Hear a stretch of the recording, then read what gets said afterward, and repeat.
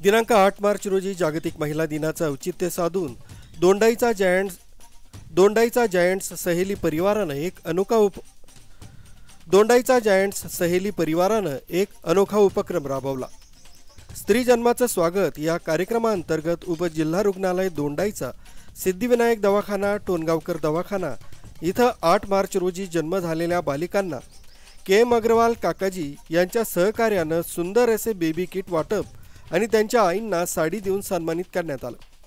कन्या जन्माचं अत्यंत सुंदर रीतीने स्वागत करण्यात आलं। यावेळी जायंट सहेलीच्या अध्यक्षा लता कोठावदे, सचिव मीनाक्षी जाधव, सीमा टाटिया, माजी अध्यक्षा संगीता देशमुख, माजी नगरसेविका मनीषा गिरासे, सुनीता गिरासे, प्राध्यापक करुणा राजपूत, मीनाक्षी पाटील, योजना राजपूत, रंजना येवले या सर्व सहेली उपस्थित होत्या।